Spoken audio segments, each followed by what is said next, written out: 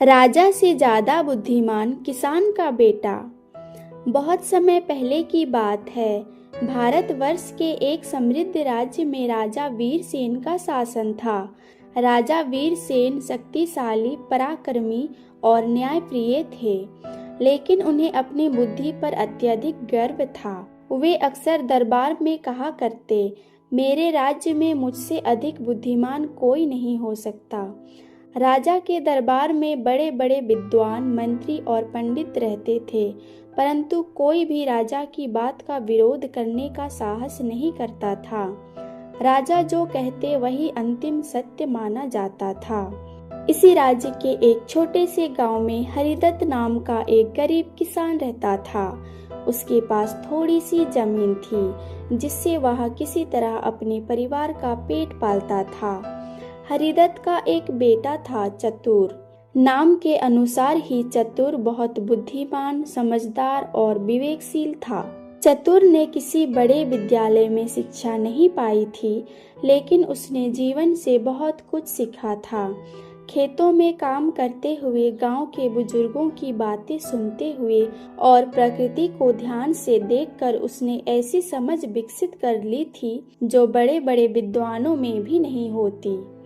हरिदत्त अक्सर अपने बेटे से कहता, बेटा, हमारे पास धन नहीं है, लेकिन अगर तुम्हारे पास बुद्धि और सच्चाई है तो तुम जीवन में कभी हारोगे नहीं।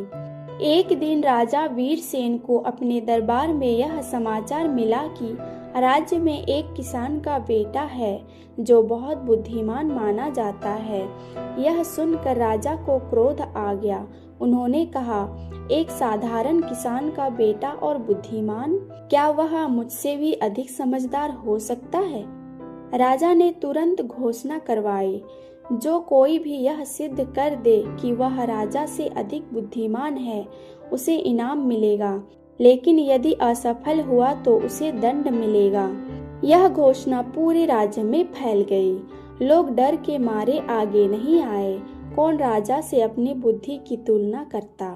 जब यह बात चतुर ने सुनी तो उसने अपने पिता से कहा, पिताजी, मुझे राजा के दरबार में जाना चाहिए।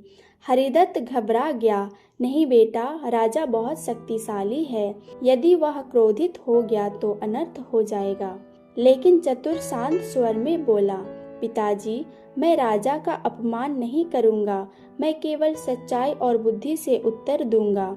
यदि सत्य मेरे साथ है तो कोई मेरा कुछ नहीं बिगाड़ सकता। अगले दिन चतुर साधारण वस्त्र पहनकर दरबार में पहुंचा।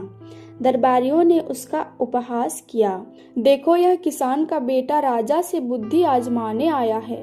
राजा ने ऊपर से नीचे तक चतुर को देखा और हंसते हुए कहा, क्या तुम ही हो वह बालक जिसे लोग बुद्धिमान कहते हैं? चतुर ने विनम्रता से उत्तर दिया, महाराज, मैं स्वयं बुद्धिमान नहीं मानता, मैं तो केवल सीखने वाला एक साधारण व्यक्ति हूँ। राजा ने कहा, अच्छा, यदि तुम इतने समझदार हो तो मेरे इस प्रश्न का उत्तर दो। बताओ, ऐसी कौन सी चीज है जो बोलती नहीं लेकिन बहुत कुछ कह जाती है? दरबार में सन्नाटा छा गया। बड़े बड़े विद्वान सोच में पड़ गए। चतुर मुस्कुराया और बोला, महाराज, वह चीज है मनुष्य की आंखें। आंखें बिना बोले ही दुख, सुख, प्रेम और क्रोध सब कुछ कह देती है। राजा चकित रह गया। दरबार में खुसर फुसर होने लगी। राजा ने अगला प्रश्न पूछा, बताओ, संसार में सबसे तेज क्या है? कुछ दरबारी बोले हवा, कुछ बोले प्रकाश। चतुर ने कहा, महाराज, संसार में सबसे तेज विचार होता है। मनुष्य का विचार एक पल में आकाश से भी आगे पहुंच जाता है।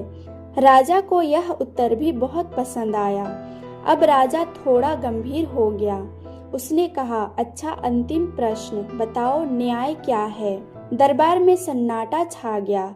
यह प्रश्न सरल होते हुए भी बहुत गहरा था। चतुर कुछ समय शांत रहा, फिर बोला, महाराज, न्याय वह नहीं है जो केवल नियमों से किया जाए।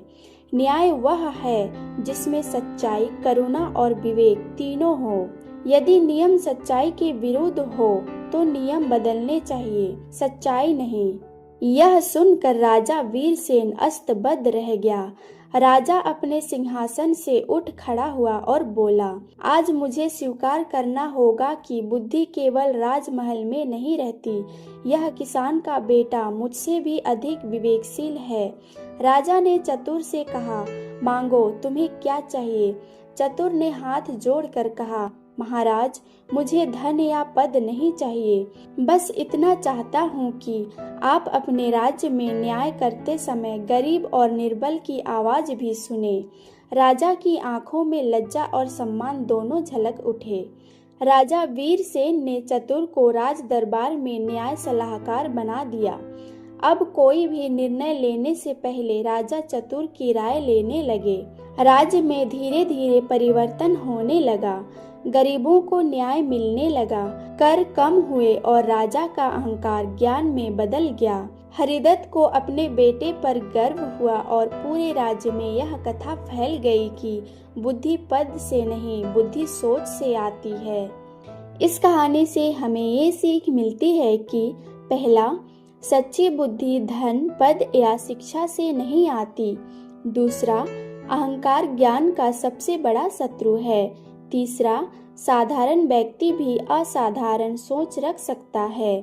चौथा, जो सुनना जानता है वही सच्चा राजा होता है।